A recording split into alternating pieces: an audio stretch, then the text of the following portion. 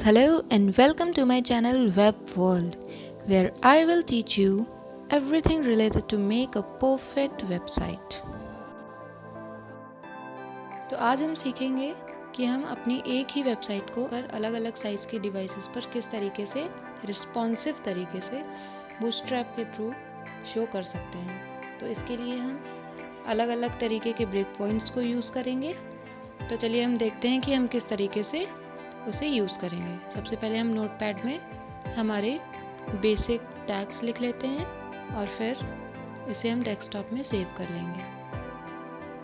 एक फ़ोल्डर बनाएंगे, new folder का नाम देंगे। देन उसी फोल्डर के अंदर हम अपनी फ़ाइल को सेव कर लेंगे bootstrap.html। अब ये पेज हमारा सेव हो चुका है। अब हम पहले यहाँ पर कुछ इमेजेस को सेलेक्ट कर लेते हैं और हमारे सेम फोल्डर के अंदर न्यू फोल्डर बनाएंगे इमेज नाम का और उसके अंदर हम इमेजेस सारी सेव कर देंगे और इमेजेस का नाम हम कुछ इजी रख लेंगे जिससे कि हमारा पाथ देना और वहाँ पर उसका नाम लिखना इजी हो जाए। और हम देखेंगे कि हम इन्हीं इमेजेस को अलग अलग डिवाइस पर किस तरीके से रिस्पॉन्सिव तरीके से शो कर सकते हैं। तो यहाँ पर ये हमने नाम चेंज कर लिए हैं।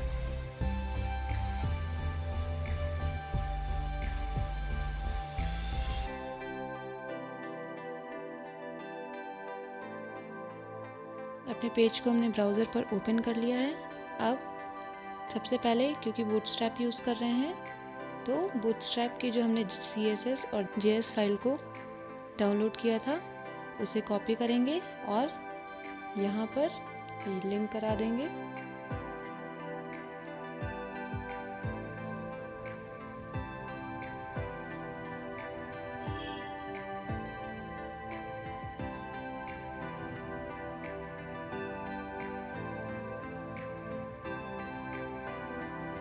ये हमारा ब्राउज़र पर पेज ओपन हो चुका है। उसके बाद हम बॉडी के अंदर हमारा एक डिव बनाएंगे और सबसे पहले हम कौन सी क्लास लिखते हैं, हम लिखते हैं कंटेनर। और यहाँ पर हम फुल विड्थ की स्क्रीन के लिए काम करेंगे। सो हम यहाँ पर लिखेंगे कंटेनर फ्लूइड।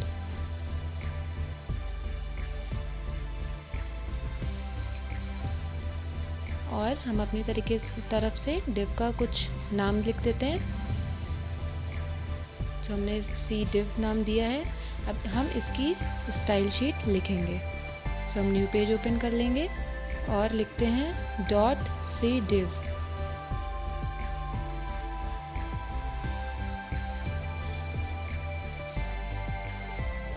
अब हम बॉर्डर लिख देते हैं, बॉर्डर दे देते हैं और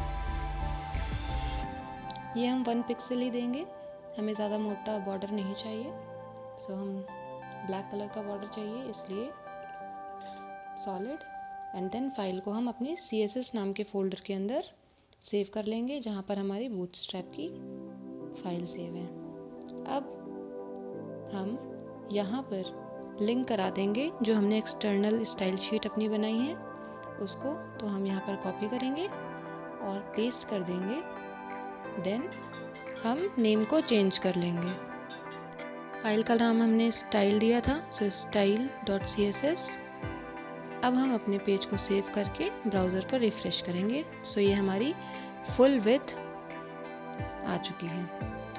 अब हम जैसा कि हम पहले भी देख चुके हैं, कंटेनर के अंदर हमारी रो होती है और रो में ही हमारे 12 कॉलम्स होते हैं जिनका हम यूज़ करते हैं। तो हम कंटेनर क्लास के अंदर रो यूज़ करेंगे और यहाँ भी हम अपनी तरफ से एक नाम दे देते हैं हमारे डिव का, जो कि r रो हमने दिया है।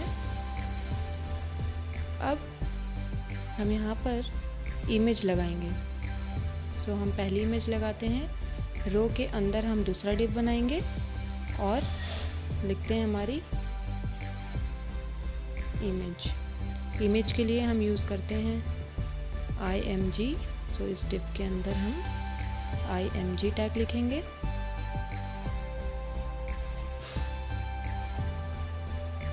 देन हमारी इमेज का सोर्स सोर्स लिखते हैं इमेजेस, जो कि फोल्डर का नाम था, और हमने इमेज का नाम दिया है 1 और टाइप है उसका JPG। सो 1.jpg। अब इमेज टैग को क्लोज करेंगे। यहाँ पर हम इसे ब्राउज़र को रिफ़्रेश करेंगे सेव करने के बाद। तो ये हमारी इमेज का जो ओरिजिनल हाइट और विड्थ है वो अपने साइज़ की इमेज आई है। इसके बाद अब हमें कई सारी इमेजेस लगानी है। सो हम इसको कॉपी पेस्ट कर लेते हैं। 6 बार हम कॉपी पेस्ट करेंगे। हम चाहते हैं कि हमारे 2 कॉलम मर्ज होकर एक कॉलम बनाए और उस एक कॉलम में हमारी एक इमेज शो हो, इसलिए हमने यहाँ पर टोटल अभी 6 इमेजेस ही लगाई हैं। लेकिन अभी क्योंकि हमने ब्रेक पॉइंट का यूज़ नहीं किया है, सो इमेज अपनी ओरिजिनल जो उनकी साइज़ है उसी साइज़ में शो हो रही है। तो अब हम क्या करेंगे, क्योंकि हमें यूज़ करना है 2 कॉलम को मिलाकर एक कॉलम बनाना, तो div का यहाँ पे हम क्लास दे देते हैं। div के अंदर लिखेंगे कॉल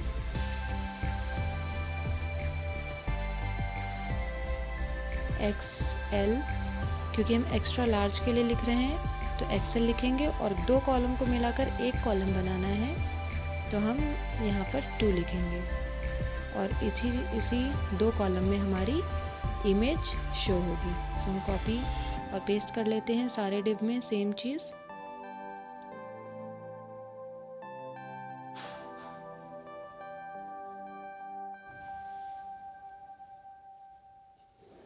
ये हमने यहाँ पर कॉपी पेस्ट कर लिया।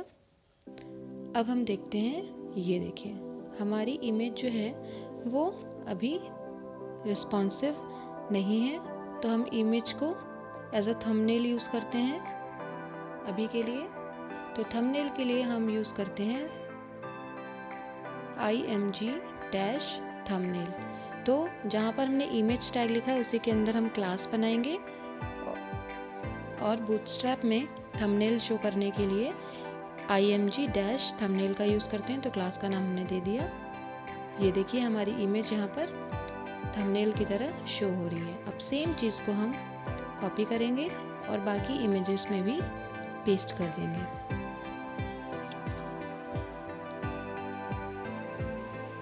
यहाँ पर ये हमने कॉपी पेस्ट कर दिया। देन अगेन सेव और रिफ्रेश करेंगे। ये हमारी 6 इमेजेस एक रो में शो हो रही हैं और एक इमेज 2 कॉलम को कवर कर रही है।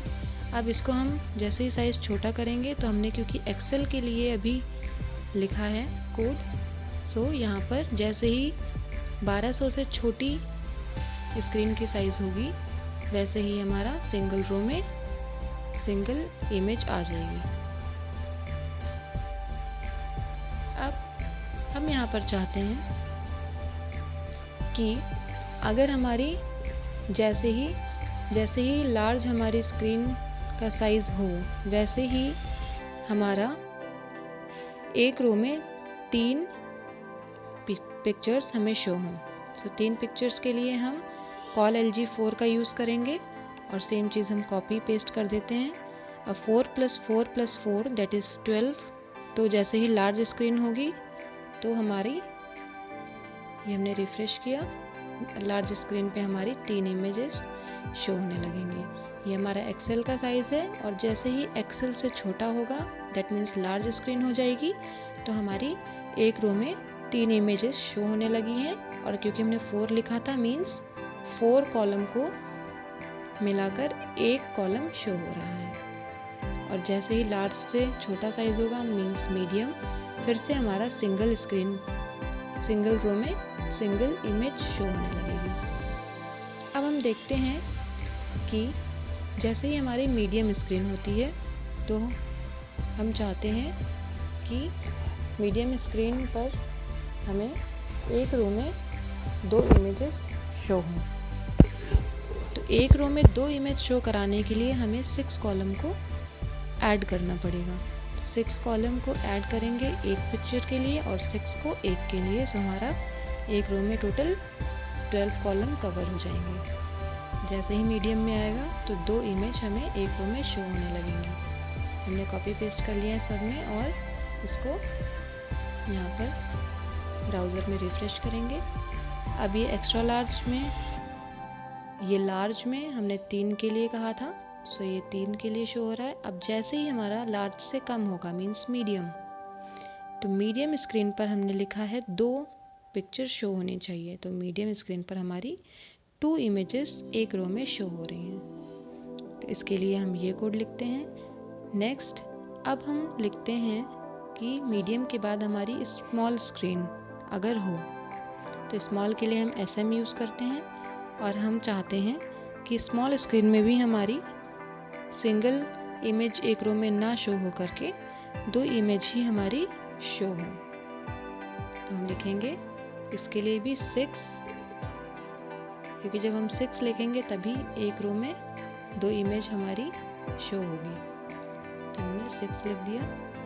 सेम चीज़ को कॉपी पेस्ट कर देंगे, सेव करेंगे और यहाँ पर रिफ्रेश करेंगे। तो लार्ज स्क्रीन में हमने लिखा था 2, ये देखिए लार्ज स्क्रीन में 2 लिखा था तो इमेज आ रही है 6, देन 4 लिखा था तो इमेज आ रही है 3, देन 6 लिखा था सो इमेज आ रही है 2, देन अगेन स्मॉल स्क्रीन पे भी हमने 6 लिखा था तो स्मॉल स्क्रीन पे भी हमारी 2 इमेजेस शो होंगी। और जैसे ही हम एक्स्ट्रा स्मॉल करेंगे तो हमारी सिंगल रो में सिंगल इमेज शो होने लगेगी। अब हम देखते हैं यहाँ पर लार्ज स्क्रीन के लिए हटा देते हैं। अब हमने यहाँ पर लिखा कि जैसे ही हमारा एक्स्ट्रा लार्ज हो तो 6 इमेज हमारी एक रो में शो हो और एक्स्ट्रा लार्ज से जैसे ही कम हो तो हमने लार्ज वाला हटा के मीडियम ब्रेक पॉइंट का यूज़ किया है। तो वहाँ पर क्या होगा, जैसे ही हमारा कम होगा तो लार्ज से कम और मीडियम का जो हमारा साइज़ है उससे ज़्यादा अगर होगा तो हमारा कोड कौन सा चलेगा, कॉल MD6। तो यहाँ पर इसीलिए हमारा जैसे ही लार्ज से एक्स्ट्रा लार्ज से स्क्रीन का साइज़ छोटा होता है तो हमारा कॉल MD6 जो ब्रेक पॉइंट यूज़ किया है वो रन करने लगता है। इसलिए यहाँ पर ये इमेज हमें 2 दिखने लगी हैं। तो ये स्क्रीन लार्ज है लेकिन हमारा कॉल MD6 ब्रेक पॉइंट ही यहाँ पर शो होगा और मीडियम स्क्रीन पर भी हमारा 2 इमेज ही शो होगी। अब हम यहाँ पर जैसा कि हमने पहले भी पढ़ा था कि हम सारे ब्रेक पॉइंट्स को एक साथ लेकर नहीं चल सकते हैं, तो हम किसी एक ब्रेक पॉइंट को पकड़ेंगे और उसी का यूज़ करेंगे। तो हम यहाँ पर कॉल XL2 हटा देते हैं और लिखते हैं कॉल MD4। अब हम चाहते हैं कि मीडियम स्क्रीन से बड़ी हमारी जितनी भी स्क्रीन हो उस पर हमारी सिर्फ 3 इमेज ही शो होनी चाहिए। मीडियम से हमारी कितनी भी बड़ी स्क्रीन हो हमारी एक रो में 3 इमेज ही शो हो। और उससे नीचे हम चाहते हैं जैसे ही हमारा मीडियम साइज से छोटी स्क्रीन हो तो इसको स्मॉल स्क्रीन पर हमें एक रो में 2 इमेज शो होंगी। तो हम क्या लिखेंगे उसके लिए, कॉल MD4 और कॉल XL को हम रिमूव कर देंगे। तो हमने यहाँ पर कॉल MD4 का यूज़ कर लिया है और हम जैसे ही रिफ़्रेश करते हैं अपनी ब्राउज़र को वैसे ही एक रो में हमारी 4 + 4 + 4 मीन्स एक रो में हमारी 3 इमेजेस शो होने लगेंगी। ये लार्ज स्क्रीन है हमारी और यहाँ पर देखिए लार्ज स्क्रीन पर भी 3 इमेज शो हो रही हैं। जैसे ही हम स्मॉल स्क्रीन करेंगे वैसे ही हमारी 2 इमेज एक रो में शो होने लगेगी। ये देखिए यहाँ पर हम इसको साइज़ जैसे ही छोटा करेंगे, स्मॉल साइज़, ये हमारा मीडियम से जितना भी बड़ा साइज़ होगा, मीडियम के इक्वल भी होगा, तो हमारी एक रो में 3 इमेज शो होंगी। और जैसे ही हमारा साइज़ छोटा होगा, मीन्स स्मॉल स्क्रीन, वैसे ही हमारा एक रो में 2 इमेज आ जाएंगी। तो इस तरीके से हम किसी एक ब्रेक पॉइंट को यूज़ करके भी अपनी वेबसाइट को रिस्पॉन्सिव बना सकते हैं। तो ये हमने इस तरीके से सीखा। अब यहाँ पर हमें सारे ब्रेक पॉइंट्स की यूज़ करने की ज़रूरत नहीं है।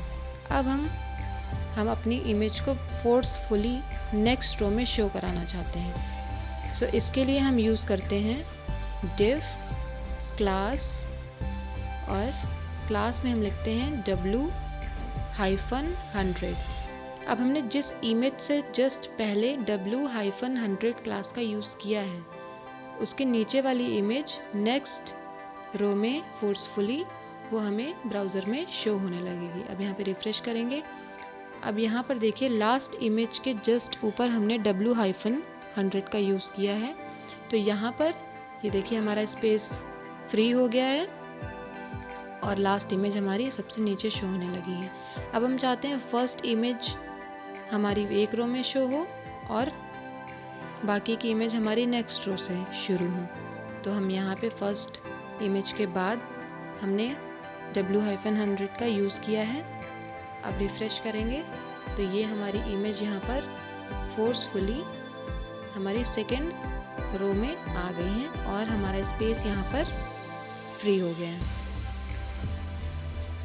अब क्योंकि हमने वहाँ पर 4 का यूज़ किया है, MD4, क्योंकि 4 का यूज़ है तो एक रो में 3 इमेज ही शो हो सकती हैं। तो नेक्स्ट इमेज हमारी ऑटोमेटिक्स नेक्स्ट रो में शो होगी और लास्ट से पहले हमने w-100 का यूज़ किया है, तो लास्ट वाली इमेज हमारी सेकेंड लास्ट इमेज से नीचे शो होने लगेगी। तो इस तरीके से हम यूज़ करते हैं w-100 का। और सिंगल हमारी जब स्क्रीन होगी, हमारी एक्स्ट्रा स्मॉल स्क्रीन होगी, तो हमारा एक ही रो में शो होगा। जैसे स्क्रीन का साइज़ छोटा करते जाते हैं और छोटा करेंगे हम, और ये स्मॉल स्क्रीन पे हमने स्मॉल स्क्रीन के लिए हमने लिखा था कॉल SM6। तो जैसे स्मॉल स्क्रीन होगी, हमारी w- के नीचे जो इमेजेस हमने यूज़ की हैं वो हमारी एक रो में 2 शो होने लगेगी और बाकी इमेजेस को हमने फोर्सफुली नीचे किया है, तो हमारा स्पेस वहाँ पर फ्री रहेगा। तो इस तरीके से हम इन चीज़ों को यूज़ करते हैं। किस तरीके से हम एक ही ब्रेक पॉइंट को यूज़ करके अलग अलग अपने डिवाइस के लिए अपनी वेबसाइट को रिस्पॉन्सिव बना सकते हैं, ये हमने सीखा है।